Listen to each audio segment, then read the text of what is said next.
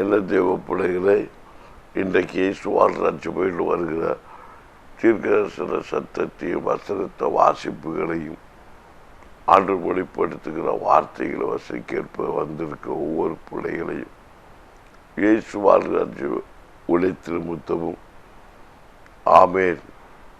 இயேசு வாழ்கிறார் ஜோவில் வருகிற தீர்க்கதரிசன சத்த உழைத்தில் ஐக்கியமாயிருக்கிற ஒவ்வொரு டிவி நேயர்களையும் நான் வாழ்த்துகிறேன், வரவேற்கிற கர்த்தர் உங்களை ஆசீர்வதிப்பாராக. உங்களை வாழ்த்தி வரவேற்கிறதுல நான் ரொம்ப சந்தோஷமாக இருக்கிறேன். காரணம் என்னன்னா, வெற்றிகரமாக இந்த டிவி நிகழ்ச்சியை பார்த்து ரட்சிப்பை கண்டு கொண்டிருக்கிற பிள்ளைகளை நான் வாழ்த்துகிற ஒரு விஷயம் கூட வரவேற்று கொண்டு, இந்த மகிழ்ச்சியை நான் உங்களுக்கு புத்தாண்டு நெருங்கி வருகிற காலகட்டத்தில் வைக்கப்பட்டிருக்கிற அறுவடை நாட்டு கடைசி நாட்களுக்குள் வைக்கப்பட்டிருக்கிற பிள்ளைகளுக்கு நான் போதுமாய் சொல்லிக் கொள்வது, நேற்றைய தினத்தில் நான் பேசினேன். நாம் எதை செய்தோமோ அதை மாற்றிருக்கிறோம். நன்மை செய்தோம், நன்மை நமக்கு கிடைச்சிருச்சு. தீமை செய்தோம், நமக்கு தீமைக்கு பிரதிபலன் கிடைச்சிது. ஆண்டோருக்கு முன்பு வரைந்திருக்கிற காரியம் கிடையாது. என்னை பொறுத்த வரைக்கும் எங்கள் ஊழியத்தில் நான் செய்த நன்மைக்கு கிடைச்ச பிரதிபலன் 100% உண்மை உள்ளது. ஆமேன். நான் செய்து விதைச்சதுக்கு அனுபவிச்ச காரியம் நன்மையான காரியம் தான் எனக்கு கிடைச்சிது. நான் ஒத்துக்கொள்ளுவேன். நான் செய்த நன்மையான காரியத்துக்கு எனக்கு பிரதிபலன் என்ன வசனத்தின்படி கிடைக்கணுமோ அதை நான் பெற்றுக்கொண்டேன். அதை நினைத்து நான் சந்தோஷப்படுகிறேன். நன்மையை நாம் செய்ய வேண்டியது என்னுடைய கடமை. அங்கிருந்து திருப்பி நாம் நன்மை எதிர்பார்க்க கூடாது. கண்டிப்பாக நான் சொன்ன ஒரே காரியம் உங்களுக்கு சொல்லி கொடுத்துருப்பேன். கடன் கொடுக்கவும் கூடாது, கடன் வாங்கவும் கூடாது. ஆமீன். நாம் கடன் கொடுத்தா நாம் பிறரை அடிமைப்படுத்துவோம். கடன் வாங்குறவங்க கடன் பட்டவருக்கு அடிமை. அப்போ கடன் கொடுக்கிற நிமித்தமாக அவங்க கடன் வாங்குறாங்க. கடனாளியாக மாறும்போது கடுமையாக இருக்கிறாங்க. வட்டிக்கு கொடுக்குறவன் வட்டி வாங்குறவன் பாவம். ஆமேன். ஆனால் வட்டிக்குன்னு வாங்கிட்டு வட்டி கொடுக்காம இருந்தால் அதுவும் பாவம். வட்டி கொடுத்து சட்டம் பேசக்கூடாது. நாம் பேசுகிற ஒப்பந்தத்தில் மீறக்கூடாது. மீறினா அதுவும் பாவம். ஆமேன். வாங்கின கடனை திருப்பி கொடுக்காம இருந்துக்கிட்டு வட்டியோட வட்டியோட செலுத்தணும்.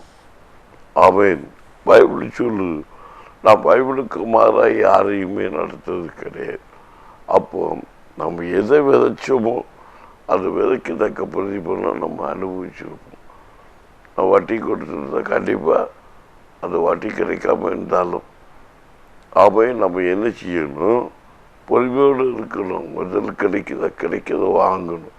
அதுதான் ஆண்டவர் சொன்னார், இலவசமாக பெற்று இலவசமாக கொடுங்க. இந்த பூமியில் வரும்போது நம்ம ஒன்றும் கொண்டு வந்தது கிடையாது. நமக்கு எல்லாம் இலவசமாக கொடுக்கப்பட்டது தான். அதையும் சொல்லுவாங்க, எது நாங்கள் இலவசமாக எதுவும் பெறலை.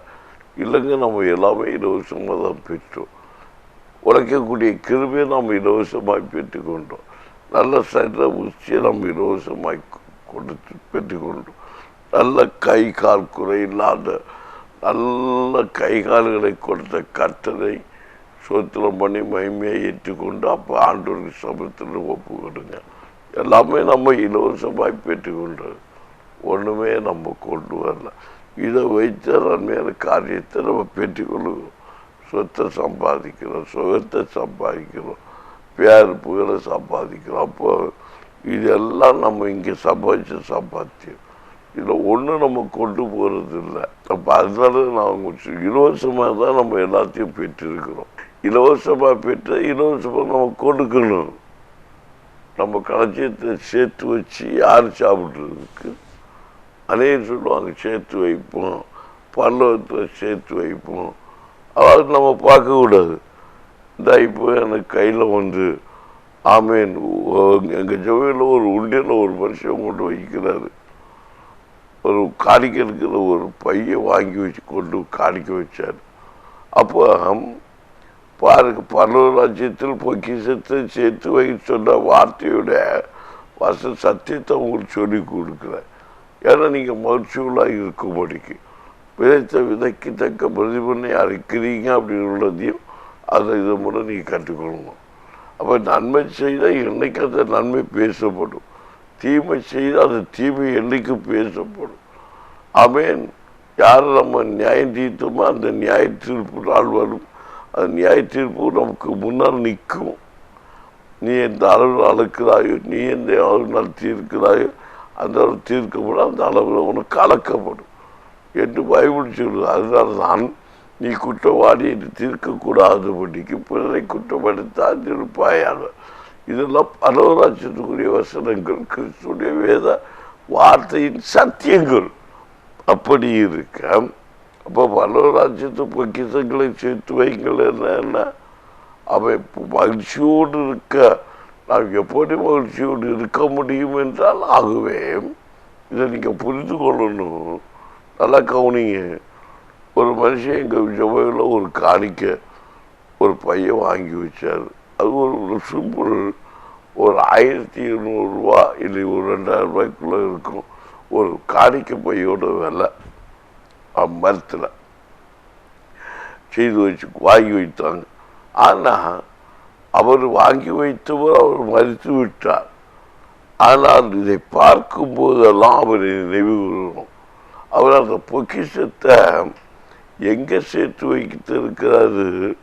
ஒருவேளை அவர் அந்த 1000 அந்த சம்திங் ரூபாயும் அந்த காணிக்கப்பட்டிக்கு செலவு பண்ணாமல் பைக்கு செலவிடாமல் இருந்தால், அது அவர் குடும்பத்துக்கு செய்திருந்தால், அது ராஜ்யத்துக்கு பொக்கிஷம் சேர்த்து வைத்ததுக்கு அடையாளம் அல்ல. அது அவரோட போயிருக்கும். ஆனால் அந்த 1000 சம்திங் ரூபாயும் பரலோகராஜ்யத்தில் சேர்த்து வைத்திருக்கிறார் என்றால், ஆண்டவருக்கு அதை காணிக்கை கொடுத்த நிமித்தம் அவர் இன்றைக்கு மறுத்து போனாலும் இந்த பொருளை பார்க்கும்போது நினைவு கூறுகிறோம். எப்படி நினைவு கூறுகிறோம்? ஐயோ, அந்த மனுஷன் வாங்கி வச்சு, அந்த மனுஷன் வாங்கி வச்ச மனுஷன் மறித்து விட்டார். அப்போ மறித்து பேசுகிறார். அப்போ பரலோகராஜ்ய பொக்கிஷம் அவங்க சேர்ந்து இருக்கு. அவர்கள் பிள்ளைகளுக்கு இது மேன்மையை கட்டளை கொடுக்கிறது. இதெல்லாம் இந்த நன்மையெல்லாம் செய்தவரா, சபைக்கு செய்தவரா, சபையை தாய் ராஜு உருவாக்கினவரா, சபையை நடத்தினவரா என்ற ஒரு மகிமையான ஒரு ஸ்தானத்தை ஒவ்வொரு மனுஷன் செய்ய நாடும்போது, பேருக்காக அல்ல, புகழுக்காக அல்ல, அது ஒரு உலகத்தில் இருக்கும்போது பெயர் புகழ் பெறுவதற்கு விளம்பரப்படுத்தி செய்வதற்கு, மதித்தாலும் பேசும்படிக்கு பரலோகராஜ்ய நன்மையை செய்வது மிகவும் முக்கியம். இன்னும் பாருங்க, நானே காரியங்கள் சொல்லுவேன். நாம் உபத்திரப்படுத்தப்பட்ட நாட்களில் ஒரு மனுஷன் தாங்கி நடத்தி அவனை உயர்வாக நடத்தும் போது, நடத்தின மனுஷன் ஒருவேளை மறித்து போனாலும், ஆனால் அந்த உயர்ந்த மனுஷன் ஒன்று சொல்லுவான் பாருங்க, நான் இந்த மனிதனால் உயர்த்தப்பட்டேன். இந்த சாட்சி ஜீவிதம் பரலோகராஜ்யத்தில் சேர்த்து வைக்கப்பட்டது. அது நம்முடைய பிள்ளைகளுக்கு அது பிரதிபலனை கொண்டு வரும். அது துருவெடுக்காது, நாசம் பண்ணாது, மோசம் போக்காது. உங்களை பார்த்து அது மோசமானவன்னு சொல்லாது. அவர் செய்த பாவம் சிலர் நரகத்துக்குள்ளே போகிறாங்கன்னா அதுக்கு நான் விளக்கம் உங்களுக்கு தர முடியும். பாருங்க, பிள்ளைகள் கஷ்டப்பட்டுட்டு இருப்பாங்க. ஒரு தாய் சொல்லுவாங்க, பாரு அவங்க அப்பா செய்த பாவம் இந்த புள்ள அனுபவிக்கிறாங்க. பார்த்தீங்களா, இது நரகம் கிரியை. பார்த்தீங்களா, புலகத்தில் சேர்த்து வச்ச பாவத்தை அந்த பிள்ளைகள் அந்த வார்த்தைக்கு நியாயத்திக்கப்படுறாங்க. அப்போ புலகத்தில் சேர்த்து குடிக்க எல்லாம் பாதாளத்துக்குரியதாக மாறி போகிறது. என்னை கேட்க தேவைப்படுகிறேன்.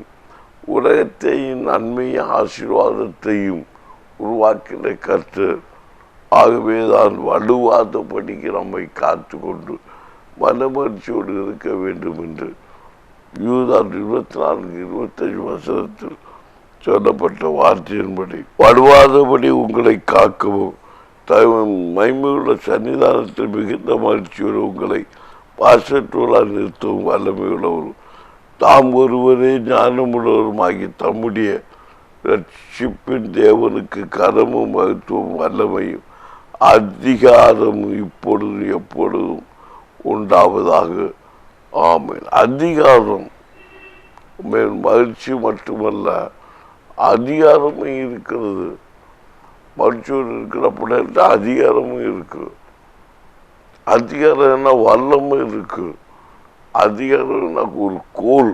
அதாவது அதிகாரம் என்பது ஆளுகை செய்கிற ஒரு மகிமையின் பிரச்சனை நம்ம கூட இருக்கு.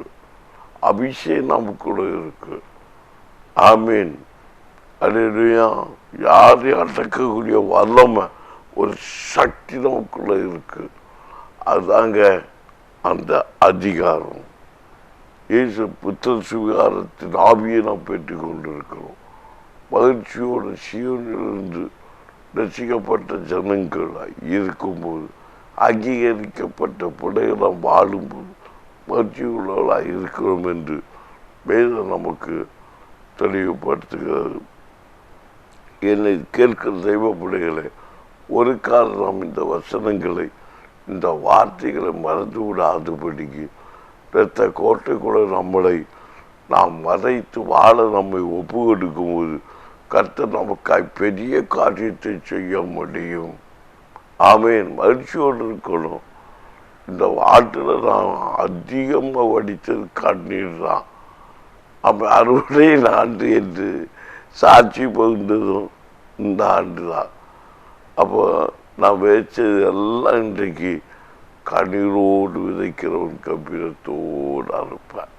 பார்த்தீங்களா? ஆமேன். அப்போ நான் கண்ணீரோடு விதைச்சிருக்கிறேன். முடிவு கண்டிப்பாக அறுவடை கண்ணீரோடு நான் நடத்திருக்கிறேன். மன மகிழ்ச்சியோட அந்த அறுவடை நான் ஏற்றிருக்கிறேன்.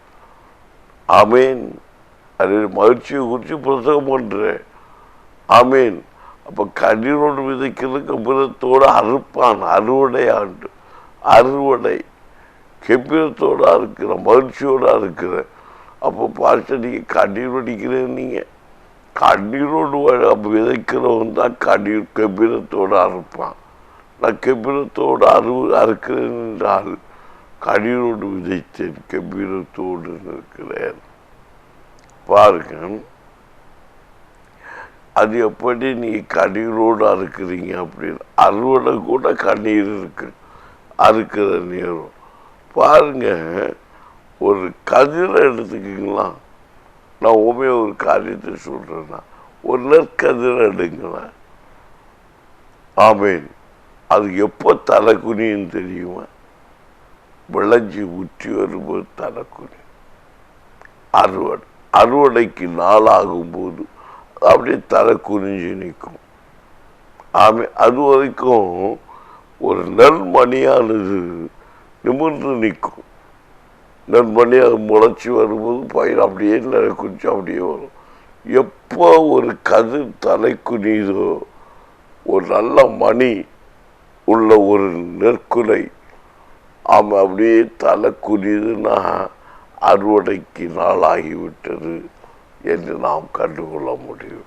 கைகளை தட்ட மாட்டீங்க. அப்போ நீ கண்ணீரோடு விதைத்த உண்மைதான். ஆமீன். அப்போ நீ இப்போ தலை குனிஞ்சு நிற்கிற பத்தியா, அந்த இடம் தான் உனக்கு அறுவடையை கொண்டு வருது. அதான் அறுவடை. அதை நீ மகிழ்ச்சியோட இருக்கணும். அது வெக்கம் வந்துருச்சு, இப்போ நாணம் வந்துருச்சு. ஏன்னா அதுக்கு எல்லாமே வெளிப்பட்டாயிட்டு. இது என்னாச்சு, மறைஞ்சி இருந்தது பாரெல்லாம் உறைஞ்சி உள்ளாடி போய் நல்லா கட்டியாகி விளைஞ்சோன்னா அது வழியாயிட்டு தெரியுது. வெயிட்டு கூடுது, பாரம் கூடுது. நம்ம கூடோன்னா அது அப்படியே மடியுது. மடிஞ்சோன்னா அதை அறுக்கிறோம், அதை நம்ம அடிக்கிறோம். ஒரு நல்ல மணியெல்லாம் கஞ்சியத்தை சேர்க்கிறோம், பதரெல்லாம் வெடிய போகுது. ஆமீன். கதிரோடு வளர்ந்த எல்லா களைகளும் வெளியேற்றப்படுகிறது. இதுதான் அறுவடை காலத்தில் நடக்கிற சம்பவம். இப்படி உங்கள் வாழ்க்கையில் உங்கள் ஊழியத்தில் எங்கேயாவது சம்பவிச்சுட்டு இருந்தால் சொல்லுங்க. 100% சத்தியம். அடுத்த வாழ்க்கை எப்படி அமையுங்கிறது அடுத்த ஆண்டில் பார்ப்போம். கருத்து நம்மோடு பேசி கொண்டிருப்பாராக. அப்போ நீ நல்லா கவனிக்கணும். அபக்கூக் 3ஆம் அதிகாரம் 17ஆம் வசனத்தை நீங்கள் வாசித்து பார்ப்பீங்களா? அதில் சொல்லப்படுற வார்த்தையை பாருங்க. அத்திமரம் துளிர்விடாமல் போனாலும், திராட்சை செடிகள் பலன் உண்டாமல் போனாலும், ஒலிவ மரத்தில் பலன் அற்று போனாலும், வயல்கள் தானியத்தை விளையாமல் போனாலும், கிடையில் ஆட்டு மந்தைகள் முதலற்று போனாலும், தொழுவத்தில் மாடுகள் இல்லாமல் போனால், நான் கர்த்தருக்குள் மகிழ்ச்சியாக இருப்பேன், நான் ரட்சிப்பின் தேவனுக்கு கரை கூறுவேன். பார்த்தீங்களா? ஆமை நான் சொல்ற வார்த்தையில் தப்புண்டா? இல்லை. ஆமேன். நெல்மணி நெல் நல்ல களஞ்சியத்தில் சேர்க்கக்கூடிய நெல் இல்லாமல் போனாலும், அறுவடையில் நாட்கள் இல்லாமல் போனாலும், ஒலிவ மரம் கனிகளை கொடுக்காவிட்டாலும், ஆட்டு மந்தையில் ஆடுகள் இல்லாவிட்டாலும், தொழுவத்தில் மாடுகள் இல்லாமல் போனாலும், என நான் மகிழ்ச்சியாக இருப்பேன். எல்லாம் வறுமையாக போனாலும், எல்லாம் சுத்தப்படுத்தப்பட்ட மகிழ்ச்சியாக இருக்கணுமா? பார்த்தீங்களா? இந்த தைரியம் எங்கே இருக்கு? இங்க தைரியம் யாருக்கு வரும்? வருமா? வந்துருச்சே. தேவ மனுஷங்களும் வந்துருச்சு. யோபுக்கிற பக்தனும் வந்துருச்சா என்ன? ஆண்டவர் நியாயம் தீர்த்தார். அவனை உத்தமன் என்று பிசாசு கையில் எடுத்தான், எல்லாத்தையும் எடுத்துட்டான்.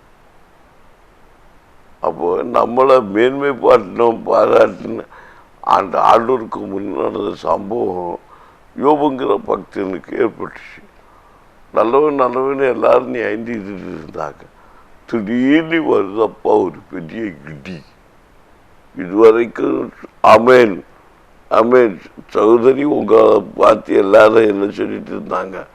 நல்லவன் ஒரு கஷ்டம் வந்தோடனே, ஐயா இவன் இப்படிப்பட்டுவனா அப்படிமா. அப்போ அதான் அறுவடை. சத்தமாக சொன்னீங்கன்னா இப்படி சொல்லுவாங்க. சொல்லணும். இந்த ஆண்டு சொல்லியிருக்கா, இது இந்த ஊழியம் தீர்க்கதரிசன ஊழியம். என்னுடைய ஊழியத்தை அது நடந்துக்கிட்டே இருக்கு. நான் மகிழ்ச்சியாக இருக்கிறேன். நான் கலங்கலை, எல்லாவற்றையும் நல்லா கலங்கிடுவேன். ஏன்னா கலக்க உள்ள வெள்ளத்தில் என்ன இப்போ தூக்கி போட்டுருக்குறாங்க. ஆனால் நான் கலங்கலை, கொண்டு போயிட்டே இருக்கு. போவோம் மிதந்து கடுக்கால் அளவு வேண்டாம் ஐயா, முழங்கால் அளவு நீந்தி மகிழ்கிறேன். இப்போ நீந்த இழுத்துட்டே போகும். நீந்திக்கிட்டே இருக்கேன். என்னது அதை பிடிக்கவா இதை பிடிக்க ஒன்றும் பிடிக்க முடியல. எல்லாமே ஃபுல்லாக நிறைவாக இருக்கு கலக்கம். அதனால நான் நீந்திக்கிட்டே இருக்கிறேன். நீந்திட்டு இருந்தால் இழுத்துக்கிட்டு போயிட்டா இருந்தாலும், ஆனால் சேருகிற இடம் கர்த்தருடைய இடமாக இருக்கும். கைகளை தட்ட மாட்டேங்கிறீங்களா? தேவப்பட மகிழ்ச்சியோட கலக்கத்தை ஏற்றுக்கொள்ளக்கூடிய பக்குவம் என்னன்னு தான் நான் உங்களுக்கு போயிச்சிட்டு இருக்கிறேன். அதுதான் இந்த வார்த்தை சொல்லுகிறது. எந்த நிலையில் இருந்தாலும் மகிழ்ச்சியாக இருக்கணுமா?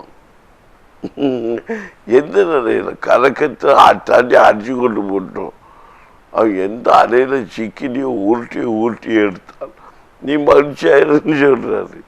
ஏன்னா அலைன்னு சொல்ற கடையில் போய் அலைய சீக்கி சொல்றாரு கேட்காத. துன்மார்க்க பொங்கி எறிகிறா அலைக்கோப்பா இருக்கு. துன்மார்க்க கிரிகள் ஒன்று சூழ்ந்து நெருக்கி கொண்டிருந்தாலும், ஒன்று துக்கப்படுத்தி கொண்டிருந்தாலும் நீ மகிழ்ச்சியாயிருந்து கர்த்தர் சொல்லுகிறார். அப்போ அதுதான் இந்த அபக்கூக் 3 17 வசனத்தில் 18 வசனத்தில் சொல்லப்பட்டிருக்கு. அத்திமரம் துளிர் விடாமல் போகும். திராட்சை செடிகள் பழம் உண்டாகாமல் போனாலும், ஒலிவ மரத்தில் பலனற்று போனாலும், வயல் தானியத்தை விளைவியாமல் போனாலும், இடையில் ஆட்டு மந்தைகள் முதலற்று போனாலும், தொழுவத்தில் மாடுகள் இல்லாமல் போனாலும், நான் கர்த்தருக்குள் மகிழ்ச்சியோடு இருப்பேன், என் ரட்சிப்பின் தேவனுக்குள் களி கூறுவேன். அப்ப இந்த வார்த்தையுடைய சத்தியம் என்ன? எந்த நிலையில் நான் இருந்தாலும் என்னை மறவாதவர் என் இயேசு ஒருவரே, என் நேசர் ஒருவரே. எந்த நிலையில் நான் இருந்தாலும், அப்போ பாடிட்டே இருக்குன்னு, எல்லாரும் ஒடுக்கப்பட்டாலும் ஆகாதுவன் என்று தள்ளினாலும், அப்போதான் நம்ம ஆண்டவர் நம்மோடு இருக்கிறார். இயேசு நம்மோடு இருப்பதை நினைச்சிட்டா என்னுள்ளம் துள்ளுதம்மா, நன்றி என்று சொல்லுதம்மா. என்னுள்ளம் துள்ளுதம்மா, நன்றி என்று சொல்லுதம்மா. அப்ப இயேசு நம்மோடு இருக்கிறன்னா எந்த நிலையில் இருந்தாலும் மகிழ்ச்சியோடு இருக்கணும். என்ன பார்க்குறீங்க? மகிழ்ச்சியோடு இருக்கணும். மகிழ்ச்சியோடு இருக்கும்போது தான் நம்ம ரசிக்கப்பட்ட பிள்ளைகள். ஐயோ எல்லாம் போயிட்டு. எனக்கு ஒரு சகோதரர் ஒரு சபையை கட்டி கொடுத்தார். கிளை சபை ஒன்று கட்டி கொடுத்தார் ஒரு ஐயா. அவர் கட்டி கொடுத்து எடிஷன் வந்துருந்தேன். அவர் காலில் விழுந்து அவர்கிட்ட நான் வார்த்தைகளை பெற்றேன். அப்போ பெற்றோடு அவரோட முதல் ஒரு உடைக்கார அவர் சொன்ன ஒரு காரியம், என்ன பாஸ்டர் நீங்கள் இவ்வளோ கிருபை பெற்றவங்க என் காலில் விழுறீங்க அப்படின்னு. நான் சொன்னேன், ஐயா இந்த உலகத்துக்குரிய மனுஷன் எத்தனை பேருக்காரர் நான் விழுந்துருக்கேன். ஆனால் உங்களை மாதிரி காலில் விழுகிறது எனக்கு சந்தோஷத்தை கொடுக்குது அப்படின்னு. ஏன்னா எத்தனையோ கோடி பணம் இருந்தாலும், எத்தனையோ பேருக்கு அன்னதானம் பண்ணினாலும், பாதி வழங்கினாலும், ஆண்டவருக்குன்னு செய்யக்கூடிய பக்குவம் யாருக்கும் வர மாட்டேங்குது. ஆண்டவருக்கு செய்யணும்னு பக்குவம் உங்களுக்கு வந்தது பார்த்தீங்களா? ஒரு ஆலயத்தை கட்டி கொடுக்கணும் அப்படிங்கிற பக்குவம் வந்தது பார்த்தீங்களா? அதுவே பெரிய நன்மை. உங்கள் காலில் விழுந்தா 1000 ஆலயத்தை கட்டுவதற்கு பிரதிபலனாக இருக்கு. இப்படிப்பட்ட சுவாபம் உள்ளவர்கள் தேவனுக்காக எதையும் செய்யக்கூடிய பக்குவம் எல்லாருக்கும் வராது. பேருக்காக புகழுக்காக இதை செய்ய வேண்டிய பக்குவம் தான் வரும். ஆனால் உங்களுக்கு இந்த பக்குவம் வந்ததுனால கண்டிப்பாக உங்கள் காலில் விழுகிற தவறே கிடையாது. ஆமீன், அல்லேலூயா. சத்தமாக சொல்லுங்களா? இப்படி இந்த காலில் நான் அதிகமாக நிறைய பேர் காலில் நான் விழுந்திருக்கிறேன். வசனத்தின் படி உங்கள் குற்றவாளியில் தீர்க்கக்கூடாதபடிக்கு நீங்கள் குற்றவாளியில் தீர்க்க பிறருடைய பிறர் தீர்க்காதபடிக்கு நீங்கள் அப்போ எதிர்த்து எச்சரிக்கையாக இருக்கணும். அப்போ நம்ம முந்திக்கொள்ள ஒப்புரவாகிறதுல தப்பு செஞ்சமோ செய்யலையோ நம்ம முந்திக்கொள்ள ஒப்புரவாகிறதுல பணிவது என்பது, காலில் விழுவது என்பது ஒப்புரவாகுது. இயேசு கிறிஸ்து காட்டி கொடுக்கப்பட்ட ராத்திரியில் அவர் வாதத்தை பிடிக்கிறது. எதுக்கு? தீர்க்கதரிசன நிறைவேற போகுது. ஆமேன். அவர் காலில் போய் விழுகிறது, விழுந்து கழுவி சுத்தப்படுத்துறது. அப்போ கேட்கலாம், ஆண்டவர் ஏன் காலில் விழுறாமா? அவர் சொல்கிறார் அடுத்த வார்த்தையை, இப்போ நீ எனக்கு உன் காலை நான் பிடிக்கிறேன்னா உள்ள பங்கு இல்லை அப்படிங்கிறது. இல்லை, எதுக்கு பங்கு இல்லை அப்படி சொன்னார் தெரியுமா? அவன் ஆமேன், என்னுடைய ஊழியத்தில் உனக்கு பங்கு இல்லாமல் போயிடும் அப்படின்னாரு. உடனே அந்த பங்கு அவருக்கு காட்டி கொடுக்குறாரு. உடனே அவன் சொல்கிறான், அப்போ என் காலுக்கு மட்டும் இல்லை, என் சட்டம் மொத்தையும் கழுவுமையா அப்படிங்கிறான். ஆமீன். ஏன் அவர் தர மட்டும் தாழ்த்துறாரு. அதனாலதான் அவர் அடிக்க ஒப்பு விட்டுட்டார். அவர் அடிக்கிறாங்க, இவர் தாழ்த்துறாரு. அவர் தாழ்த்துறாரு. தாழ்த்த அவர் காட்டி குறுக்கில் விழுந்துக்கிட்டே இருக்கு. எத்தனை அடி விழுந்துருச்சு, எத்தனை அடி விழுந்துருச்சு. தாழ்த்துனாலதான் அடி விழுந்துச்சு. நிமிர்ந்து நின்று இருந்தா அவருக்கு அடி விழுகாது. தாழ்த்துறதுனாலதான். என்னால முடியும், தப்பே பண்ணு. அவர் எழுமி நிக்கல. தப்பு பண்ண உண்மைதான். நான் குடனுக்கு பார்வை கொடுத்த உண்மைதான். ஆமே, செவுடனை கேட்க வச்ச உண்மைதான். மறுத்து போன உயிரிழப்புல உண்மைதான். கூனியை நிமிர வச்சது உண்மைதான். நல்ல உபதேசத்தை கொடுத்தது உண்மைதான். பிறப்பு எடுத்து காட்டுறது உண்மைதான். நான் தொட்டது உண்மைதான். ஆமீன். கொடுத்தது உண்மைதான். உனக்கு விடுதலை வாங்கி தந்தது உண்மைதான். அப்படி ஒப்புக்கொண்டு பாதத்தில் விழுந்தார் சீசன். யாருக்க பாதத்தில் விழுந்தார்? தன்னுடைய சீசனுடைய பாதத்தில், சொந்த சகோதரனுடைய பாதத்தில், தன்னுடைய சொந்த தாரத்தில் இருந்த ஒரு சகோதரிக்க பாதத்தில், பிசாசிக்க பாதத்தில் போய் விழல. தன்னை காட்டி கொடுக்க போகிற அந்த ராத்திரியில அதே சகோதரர்களை பற்றி தான் விழுகிறாரு. காட்டி கொடுத்த பட்ட யூதாஸ் காரியத்துக்கு பாதத்திலையும் விழுகிறார். சீசர்களுடைய பாதங்களை கழுவினார். அந்த பாதங்கள்ல விழுந்தவங்க தான் காட்டியும் கொடுக்குறான். இதுதான் சத்தியம். என்னது எப்படிங்கிற அப்போ இதை மகிழ்ச்சியோடு ஏற்றுக்கொள்ளணும். எந்த நிலையிலும் மகிழ்ச்சி அங்கே வெளிப்படுது. இதான் வேதத்துடைய சத்திய ரகசியம். இன்னும் அன்னைக்கு இதெல்லாம் புரிஞ்சு கொண்டு கிடையாது. வசனத்தை படிக்கிறாங்க, பந்தியில் இருக்கும்போது சொல்லுவாங்க, ஒருத்தருக்கு ஒருத்தர் கனப்படுத்துறத முந்தி கொள்ளுங்கள். ஆமீன். குற்றத்தை செய்துக்கிட்டு என்னை மன்னின்னு சொல்றத விட குற்றம் செய்யாத மன்னிப்பு கேட்கறது மகிமையானது.